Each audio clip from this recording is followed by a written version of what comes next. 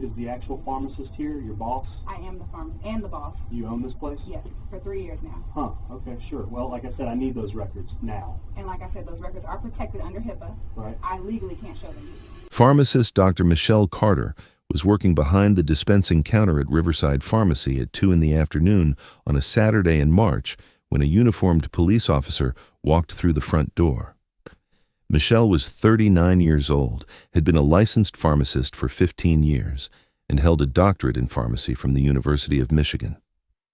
What most people didn't know about Michelle, including the officer who was about to approach her with a demand that would change her life, was that she also had a law degree from Harvard Law School, having completed her JD while working as a pharmacist, specifically because she was fascinated by the intersection of health law, patient privacy, and constitutional rights. She had never formally practiced law, but her knowledge was as deep as any practicing attorney's. Michelle was processing a routine prescription for an elderly customer when she noticed the officer standing near the door observing the store. She completed the transaction, bid farewell to the customer, and then the officer approached the counter. His badge identified him as Officer D. Matthews from the local police department. Matthews appeared to be in his early 30s, average build, and carried himself with the casual authority that suggested he was accustomed to immediate compliance. He placed what appeared to be an official document on the counter and said he was conducting an investigation and needed prescription records for a specific patient. Michelle looked at the document, which was a simple request form on police department letterhead, but it was not a court warrant or subpoena. Michelle politely asked if Matthews had a warrant or subpoena for the records. Matthews said no, that he didn't need one, that his request as a law enforcement officer was sufficient. Michelle calmly explained that pharmacy prescription records were protected health information under HIPAA, the Health Insurance Portability and Accountability Act, and that she couldn't disclose them without appropriate patient authorization or valid court order. Matthews became visibly irritated. He said he was conducting a criminal investigation, that he had authority to request records relevant to that investigation, and that her refusal to cooperate was obstruction of justice. Michelle maintained her professional composure, but felt the familiar tension of confrontation with authority that didn't understand or didn't care about the legal limits of its power. Michelle told Matthews she understood he was conducting an investigation, but that patient privacy wasn't something she could compromise based on a verbal request from a police officer. That HIPAA had specific exceptions allowing disclosure to law enforcement, but those exceptions required appropriate documentation. That he needed to obtain a subpoena or court warrant, or he needed to demonstrate one of the emergency exceptions applied, such as immediate threat to public health and safety. Matthews said he wasn't going back for paperwork because this investigation was urgent, that the patient in question was a suspect in a drug diversion case, and that every minute Michelle delayed providing records potentially allowed the suspect to destroy evidence or continue criminal activity. Michelle asked for the name of the patient Matthews was investigating. Matthews said that information was part of the investigation and he wasn't going to disclose it unless Michelle agreed to provide records. Michelle pointed out the circularity. She couldn't provide records for a patient whose name she didn't know. Matthews then wrote a name on a piece of paper and pushed it across the counter. Michelle recognized the name immediately because she had personally filled a prescription for that patient just 3 days earlier. It was a legitimate opioid prescription prescribed by a respected pain management physician for a documented condition. There was nothing obviously suspicious about it. Michelle told Matthews she had reviewed that patient's prescriptions, and they all appeared appropriate and legitimate. Matthews said he wasn't asking for Michelle's medical opinion. He was demanding records as part of an official investigation. His voice was rising, his tone becoming more aggressive. He said if Michelle didn't provide the records immediately, he would arrest her for obstruction and obtain the records through a search warrant that would disrupt her entire business and embarrass her in front of customers. Michelle felt the impulse to give in, not because he was right, but because confrontation with a police officer in power was intimidating even when you knew the law was on your side. But then she remembered exactly why she had gone through law school while working full-time as a pharmacist. It was precisely for moments like this when governmental authority demanded compliance with an unlawful request and used intimidation to obtain obedience instead of following appropriate legal procedures. Michelle calmly told Matthews she wasn't obstructing his investigation, but was fulfilling her legal obligations under federal privacy law. That HIPAA specifically prohibited pharmacists from disclosing protected health information to law enforcement without appropriate documentation. That violation of HIPAA could result in substantial fines for her personally and for the pharmacy, plus potential loss of her professional license. That she was happy to cooperate fully with his investigation as soon as he provided appropriate subpoena or warrant, which any judge would issue quickly if he really had probable cause to believe a crime was being committed. Matthews said he didn't have time to jump through bureaucratic hoops, that this was an urgent law enforcement matter. Michelle then did something that caught Matthews completely by surprise. She said since he was insisting he had legal authority to demand records without warrant, she was going to need him to cite the specific statute or case law that gave him that authority. Matthews looked perplexed. He said he didn't have to cite law, that he was a police officer and had inherent authority to request evidence in investigations.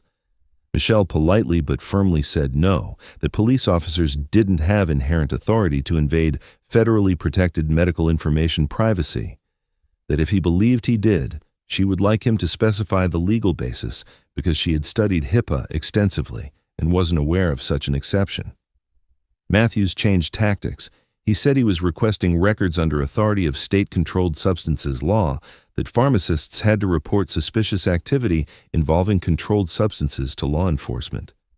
Michelle nodded and said he was partially correct, that pharmacists did have an obligation to report suspicious activity under state prescription drug monitoring programs, but that was a separate reporting obligation, not authority for an officer to demand records without warrant, and that she had already reviewed the prescriptions of the patient in question and didn't find them suspicious, so there was no reporting obligation. Matthews said she wasn't qualified to determine what was suspicious. That's why he was investigating. Michelle explained she was literally qualified to make that determination. It was a core part of her professional responsibilities as a pharmacist to review prescriptions for appropriate legitimacy, possible drug interactions, and warning signs of abuse or diversion. That she had completed a doctorate in pharmacy and continuing education specific to fraudulent prescription recognition. That if she had determined prescriptions were legitimate after her professional review, then there was no basis for reporting obligation. Matthews said Michelle was being deliberately difficult, that she clearly had something to hide if she was so determined to protect this particular patient's records. He asked if she knew the patient personally, if there was some relationship she was trying to protect. Michelle felt the accusation shift from refusing to cooperate to suggestion of personal misconduct. She said firmly she didn't personally know the patient, that she was protecting patient privacy as required by federal law, and that Matthews' suggestion she was involved in some form of misconduct was defamatory. That she had met every appropriate professional and legal standard while he was attempting to violate federally protected privacy without appropriate legal authority. Matthews said if she didn't provide records, he was going to obtain a search warrant, and when he did, he would ensure investigators reviewed every prescription she had ever filled, looking for irregularities. That sounded like threat of retaliatory harassment. Michelle picked up her cell phone and began recording the interaction. Matthews immediately said she couldn't record him, that she was violating his privacy. Michelle, who had studied constitutional law as part of her JD, informed him she had an absolute right to record a police officer performing official duties in a public business. That right had been confirmed by multiple federal court decisions. Matthews reached as if to grab her phone. Michelle pulled it back and said any attempt to take her phone or prevent her from recording would be a violation of her First Amendment rights, and potentially assault if he touched her or her property without permission. The situation was rapidly escalating from demand for records to potential physical confrontation. A customer entered the pharmacy at that moment, an elderly woman who clearly needed help finding over-the-counter medication. Michelle told Matthews she had to help her customer, that it was her professional obligation to provide pharmaceutical care. Matthews said he wasn't finished with her, that she was going to wait until he decided how to proceed. Michelle said he was welcome to wait, but that she was going to fulfill her responsibilities to paying customers. She walked from behind the dispensing counter to the over-the-counter section, her phone still in hand and recording, capturing Matthews standing frustrated at the counter. She helped the customer, recommended appropriate product, and returned to the dispensing counter where Matthews was still waiting. Matthews had apparently used that time to call his supervisor. When Michelle returned, he was hanging up and looked even more determined. He said his supervisor had confirmed he had authority to request records as part of criminal investigation, and that Michelle was going to provide those records now or face consequences. Michelle asked if the supervisor was willing to provide that direction in writing, citing specific statutes that superseded HIPAA. Matthews said he wasn't going to request that verbal order was sufficient. Michelle said she needed appropriate documentation for her records before disclosing protected health information, that patient privacy protection wasn't something she compromised based on verbal statements. Matthews then made a move to go behind the dispensing counter. Michelle immediately said he wasn't permitted to enter the dispensing area without authorization, that was a secure area containing controlled medications and confidential patient information, and that his entry without appropriate warrant would be trespass. Matthews said he didn't need permission, that he was law enforcement. Michelle said his status as law enforcement didn't give him right to enter private areas of business without warrant, especially area containing controlled substances and protected medical records. She positioned herself in the counter opening, physically blocking his access, her phone still recording. Matthews said Michelle was now physically obstructing a police officer, that was a crime. Michelle said she was defending private property and protected information from unauthorized entry, that was her legal right and professional obligation, that if he tried to force his way past her, that would be assault and she would pursue charges, that she had offered multiple times to cooperate as soon as he provided appropriate legal documentation, and that his refusal to obtain that documentation demonstrated he knew his demand had no legal basis. Matthews looked at her with a combination of anger and frustration, clearly unaccustomed to having his authority challenged so directly, especially by a civilian pharmacist. A second customer entered, a middle-aged man with a prescription to be filled. Michelle excused herself from Matthews and moved to help the customer. Matthews followed her along the counter, continuing to demand records. The customer noticed the tension and asked if everything was okay. Michelle said professionally she was dealing with a law enforcement matter and would fill his prescription momentarily. Matthews told the customer Michelle was obstructing a police investigation. The customer looked confused from Matthews to Michelle. Michelle calmly explained she was protecting patient privacy as required by federal law and that the officer was demanding medical records without appropriate warrant. The customer, who happened to be a retired attorney, immediately understood the situation. He told Matthews the pharmacist was absolutely correct, that HIPAA required warrant or subpoena for disclosure of medical records to law enforcement except in specific emergency circumstances. Matthews said this was an urgent criminal investigation. The attorney asked if there was immediate threat to life or safety that would qualify for HIPAA emergency exception. Matthews hesitated, then said the suspect was engaged in ongoing drug diversion. The attorney said that didn't qualify as emergency under HIPAA, that Matthews needed to go through appropriate legal channels. Matthews said he wasn't going to take legal advice from random pharmacy customer. The attorney introduced himself as Professor Emeritus of Law from the local law school, specializing in health law. Matthews's expression suggested he realized the situation was sliding even further out of his control. Matthews finally left the pharmacy, but not before telling Michelle she hadn't heard the last of this, that he would return with a warrant and ensure every aspect of her dispensing practices was scrutinized. Michelle said he was welcome to return with appropriate legal documentation anytime, and that she kept meticulous records that would pass any review. After he left, the law professor congratulated Michelle on properly standing her ground. He gave her his card and said if she needed legal assistance or expert witness testimony about HIPAA compliance, he would be happy to help. Michelle thanked him, filled his prescription at no charge as a sign of appreciation, and then immediately began documenting everything that had happened. Michelle spent the next hour writing a detailed account of the encounter, including every demand Matthews made, every threat, his attempt to enter the dispensing area without authorization, and his attempt to prevent her from recording. She backed up the video from her phone to multiple locations, including cloud storage. Then she called the pharmacy owner, Mr. Robert Chen, who owned a small chain of 3 independent pharmacies. Chen listened to the story with growing concern. He said he completely supported Michelle's decision to protect patient privacy, that she had done exactly what she should have done, and that he would contact the pharmacy's attorney immediately. The pharmacy's attorney, Patricia Rodriguez, called Michelle within an hour. Patricia specialized in health law and had represented pharmacies in regulatory disputes for 20 years. She listened to Michelle's description of the incident and reviewed the video.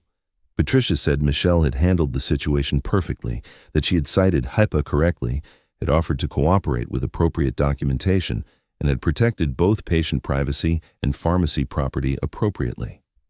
Patricia said she would write a formal letter to the police chief detailing the incident, educating the department about HIPAA requirements, and putting them on notice that future attempts to obtain patient records without appropriate authorization would result in legal action.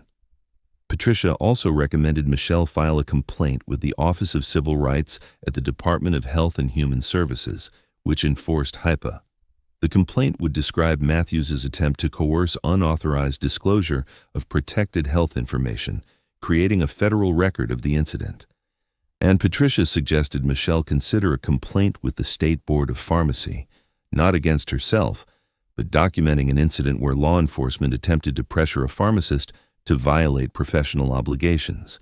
All of these actions would create layers of documentation and oversight that would protect both Michelle and the pharmacy from potential retaliation. Patricia's letter to the police chief was sent 2 days later.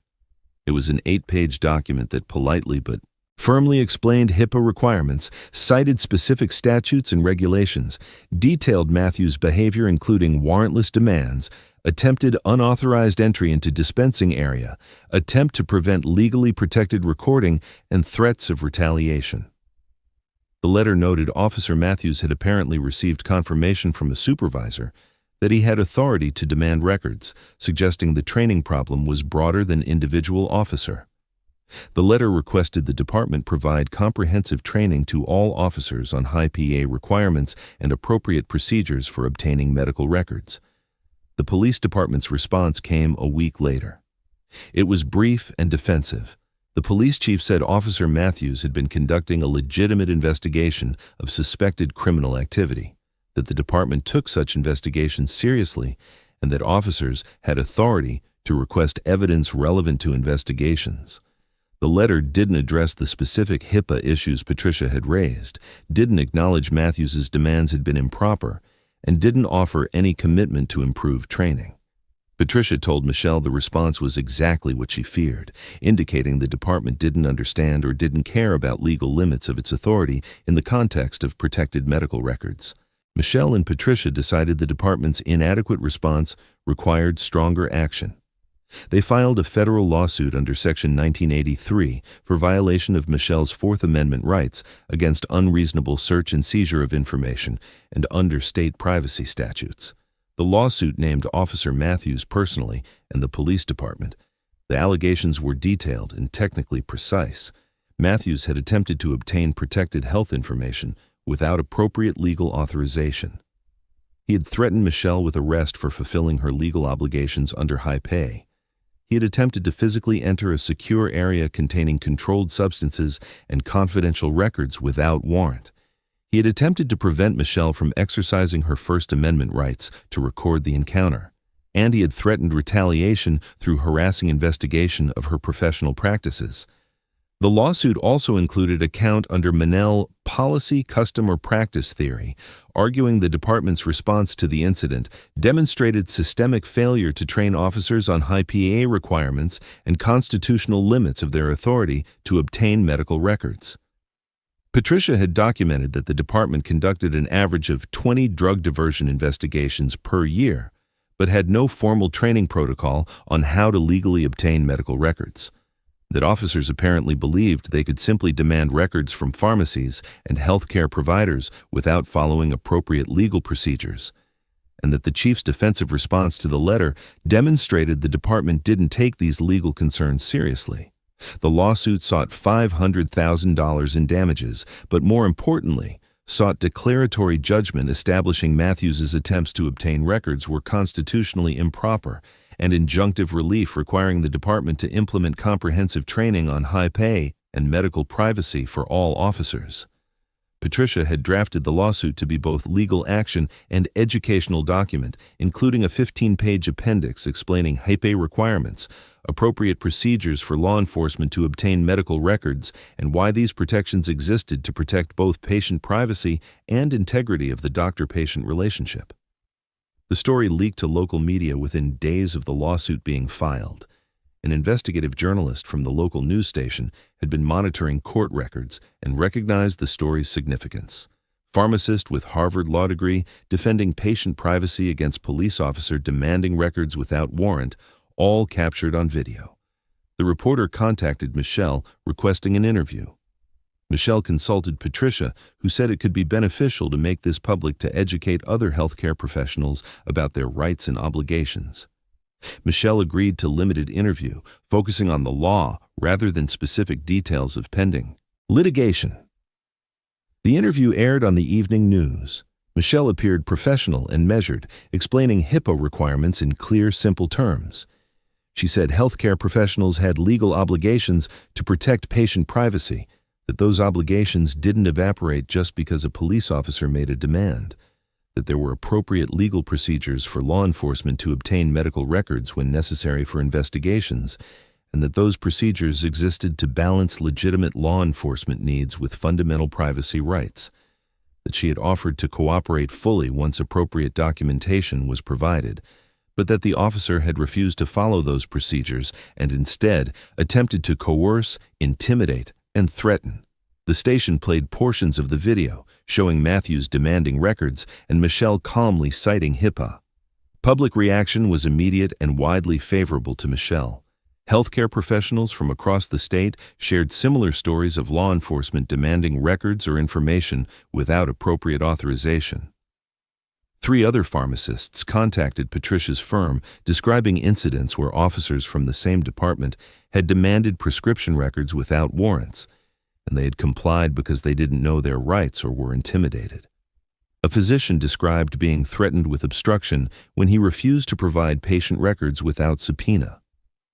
The State Pharmacy Association issued a statement praising Michelle for upholding patient privacy and professional standards and announcing they would develop training materials helping pharmacists understand their rights and obligations when contacted by law enforcement. The police department tried to settle quickly. Their lawyers knew they had a deeply problematic case.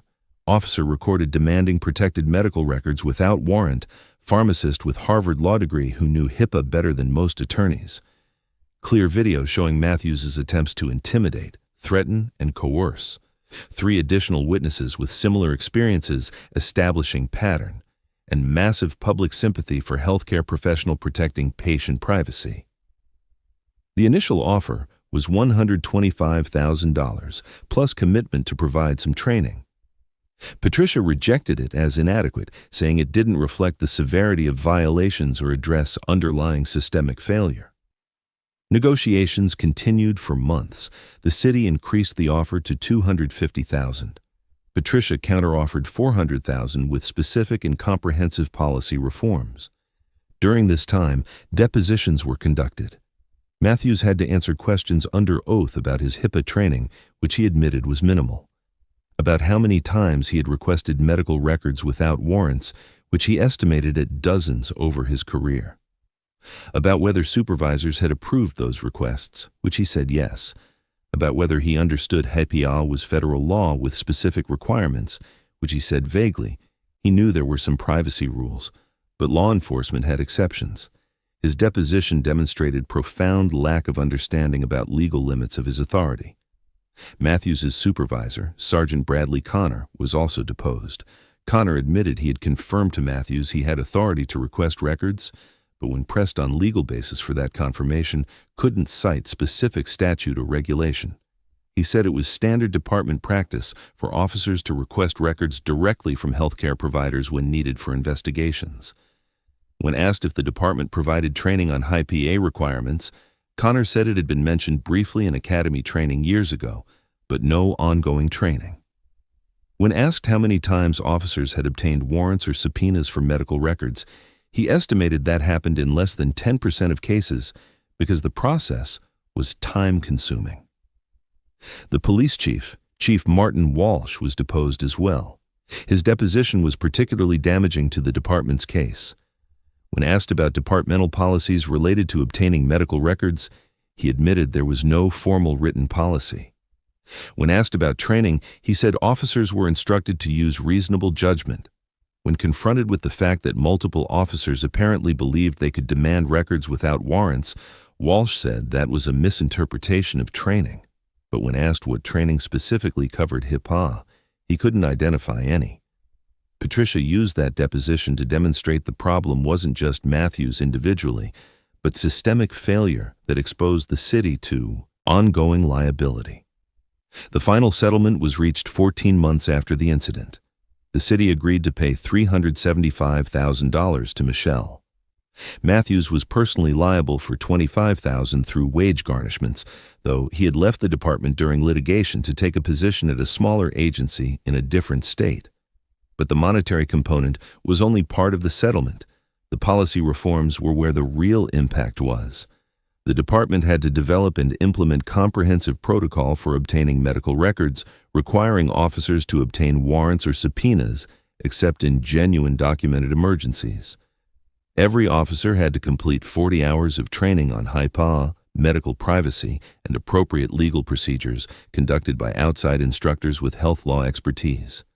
The settlement also established a dedicated liaison position between the police department and healthcare community. This person, who had to have background in both law enforcement and health law, would be a resource for officers needing guidance on obtaining medical records and for healthcare providers receiving requests from law enforcement. The liaison would maintain a log of all medical record requests, review them for legal compliance, and issue quarterly reports to the chief and city council. This oversight mechanism ensured future requests would follow appropriate procedures and created transparency that had been absent. Michelle donated her portion of the settlement, minus legal costs, to establish a patient privacy education fund that would provide free training for healthcare professionals across the state about their rights and obligations when law enforcement requested information. The fund developed training materials, conducted webinars, and created a hotline healthcare professionals could call for real-time guidance when facing law enforcement requests. In the first year, the hotline received over 200 calls from pharmacists, physicians, nurses, and other providers facing similar situations. Many were able to stand their ground appropriately armed with knowledge the fund provided. The case Michelle Carter versus Matthews and Police Department became widely cited in health law and law enforcement circles. Law schools used it in courses on HIPAA and medical privacy.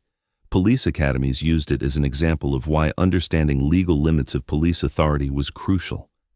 Pharmacy training programs used it to teach students about their professional obligations to protect patient privacy, even when facing pressure from governmental authorities. Healthcare professional associations cited it when developing guidelines on how to respond to law enforcement requests, and privacy advocacy groups used it to demonstrate why robust protections and educated professionals were essential to maintaining medical privacy. Matthews left law enforcement completely within 2 years of the incident. He apparently found the environment at his new agency less welcoming after the story of him trying to coerce disclosure of medical records without warrants spread through law enforcement networks.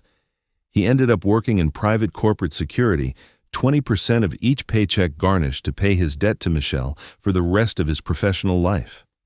Some acquaintances expressed sympathy, saying he had just been trying to do an investigation, but others pointed out that trying to do work without following appropriate legal procedures wasn't an excuse, especially when those procedures existed to protect fundamental rights. Sergeant Connor, the supervisor who had confirmed Matthews's improper authority, was demoted to patrol officer and completed extensive additional training. He remained with the department, but was never promoted again. Chief Walsh faced significant criticism from the City Council for allowing the department to operate without appropriate policies or training on HIPAA. He implemented all reforms required by the settlement, but announced retirement within a year, citing desires to spend more time with family, but clearly under pressure. The new chief who replaced him made medical privacy compliance and constitutional training central priorities. The training protocol developed as part of the settlement became a model adopted by multiple other departments across the state and eventually influenced state training standards. It covered not just HIPAA, but broader constitutional principles about when law enforcement could and couldn't access private information without warrants. It included scenario exercises where officers practiced obtaining appropriate warrants, distinguishing between genuine emergencies and routine investigations, and responding appropriately when healthcare providers cited privacy obligations. The training was reviewed annually and updated based on new case law and emerging best practices. The State Pharmacy Association used Michelle's case to launch a broader advocacy initiative on patient privacy protection. They worked with legislators to clarify state statutes, ensuring pharmacists had explicit protections against retaliation for refusing to disclose protected information. They developed training materials for all licensed pharmacists in the state, and they established a legal defense fund that would provide assistance for pharmacists facing legal actions or threats from law enforcement for standing up for patient privacy. These reforms strengthened the position of all healthcare professionals in the state to stand their ground against improper requests. Years after the incident, when interviewers asked Michelle about the case, she always emphasized the same points, that she had been fortunate to have legal education that gave her knowledge and confidence to stand her ground, that countless other healthcare professionals faced similar pressure without those resources, that protecting patient privacy wasn't an obstacle to legitimate law enforcement, but essential protection of fundamental rights, and that when law enforcement followed appropriate procedures, obtaining warrants or subpoenas, healthcare professionals cooperated fully. The problem was when officers tried to bypass those procedures through coercion and intimidation. Michelle continued working as a pharmacist at Riverside Pharmacy, now frequently consulted by colleagues facing law enforcement requests. She gave talks at pharmacy conferences, law enforcement training sessions, and community education programs about patient privacy. She always ended her presentations with the same point. Medical privacy wasn't a luxury or bureaucratic inconvenience.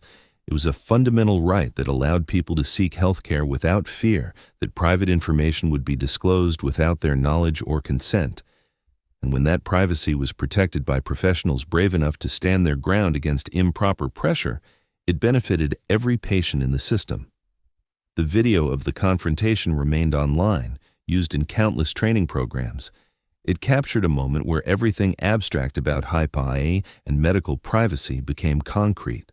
Officer demanding records without legal authorization, pharmacist calmly citing law and refusing to cave to intimidation, retired law professor validating the pharmacist's position.